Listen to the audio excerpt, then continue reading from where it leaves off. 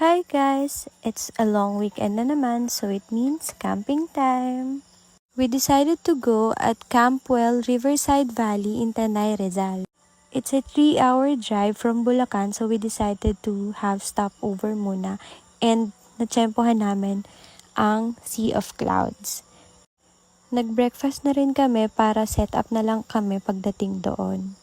During the trip pataas ng Tanay, ma-fog yung daan niya and sobrang lamig nung weather. Parang nasa Baguio na rin kami. Although nakakatakot kasi pasigsag siya, pero okay naman siya, hindi naman masyadong matarik. And ang ganda ng view. Bago kayo makapunta ng Campwell, merong 17 minutes na rough road. And guys, kinaya ng sedan namin kahit sobrang hirap niya and sumayad kami ng ilang beses. After ng mahabang rough road, kahit sumayad kami ng ilang beses, thank God, safe kaming nakarating dito. And ito yung view niya. Naghahanap muna kami ng spot na perfect para sa tent namin kasi 3 days kami mag-i-stay dito. Friday morning kami pumunta dito and kami pa lang yung campers na nandito. And ito na nga yung space, yung spot kung saan namin itatayo yung tent namin. Nagpa-book kami dito for 3 days and 2 nights and nag-deposit lang kami ng 50% for only 750 per night per person.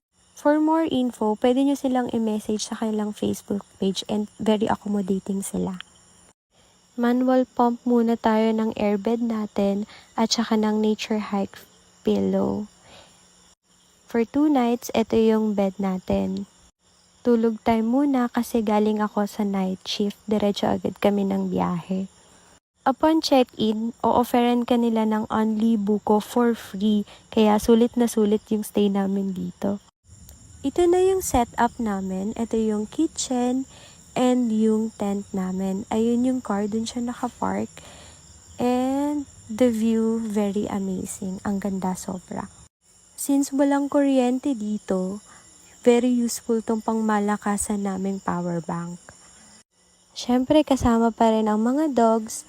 Quick walk muna para ma-feel nila ang river view. Kasi hindi naman nila to first time pero si Matmat first time niya. It's ligo time na. Mababaw lang yung ilog niya pero may part dito na malalim. Bumili na rin ako sa Decathlon ng aqua shoes kasi sobrang nahihirapan ako kapag mabato yung ilog para iwas na din dulas.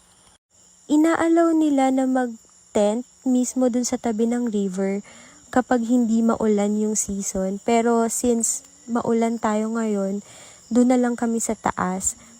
Sobrang relaxing yung tunog ng agos ng tubig and samahan mo pa nung sobrang ganda ng view. Nakaka-relax talaga. After maligo, quick merienda muna.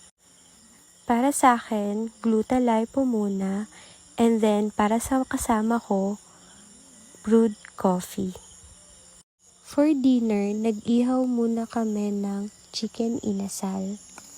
Since wala ring signal dito, nag-download na rin kami ng mga movies para ma-play offline from Netflix. Dinner time na. Kasama namin yung friend namin. First time niya mag-camping and I think na-enjoy naman niya so far kahit mahirap mag-set up ng kanyang tent. Ito yung view at night. Kami pa lang yung campers, wala pang dumadating and hopefully kahit isa man lang sana may dumating bukas. Ito yung space ng dogs. Nilagyan na namin sila ng tarp para if ever umulan hindi sila maaanggihan. And Netflix time lang before matulog kasi mahaba-haba pa yung stay natin dito. That's all for day 1. See you on day 2. Hi guys, this is our day 2 camping at Campwell River Valley in Tanay, Rizal.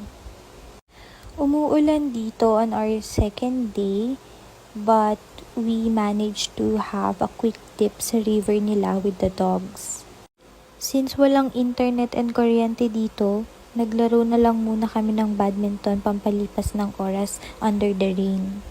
Dahil prepared na prepared yung jowa ko, ang dami niyang dinownload na movie para mapanood sa Netflix offline, kaya hindi kami nabore. Hindi namin in-expect na papunta pala sa amin lahat ng tubig at maputik dun sa lugar namin kapag umulan. Kaya nag-decide yung jowa ko na gumawa ng kanal para hindi sa tent namin lahat mapunta. Masarap sa tenga yung sound ng rain, buti na lang wala masyadong hangin. Since heavy rain siya, kinailangan naming lumipit doon sa grass field para hindi kami mapuno ng putik. Thank you dun sa staff, sobra nilang helpful. Ito na yung setup namin dun sa nilipatan naming spot, and sa staff galing yung tarp nila. Malaki siya, so very useful. Naubusan kami ng yelo kaya yung dapat pang breakfast namin niluto na namin for dinner. Mahirap kasing makahanap ng yelo dito since bundok. Hindi na ako nakapag-video masyado nung day 2 kasi in-enjoy lang talaga namin yung nature while raining. Hindi ko expected na kinaya ng car namin tong pataas na to kasi ang daming nababalaho dito na 4x4. Ang lakas humatak ni Jim, in fairness. Pauwi, sinamahan kami ng tour guide namin kasi medyo mahirap yung daan. Rough road talaga siya lalo't umulan, pero good thing, kinaya talaga nung sedan namin. Sobrang helpful nung tour guide namin, hindi nila kami pinabayaan from sa entrance hanggang sa makauwi kami sa safe na daanan. Hindi kami pinabayaan ng staff ng Campwell, kaya I recommend this place talaga. Kahit nakasedan kayo, kakayanin nyo. Medyo mahirap lang pero adventure naman.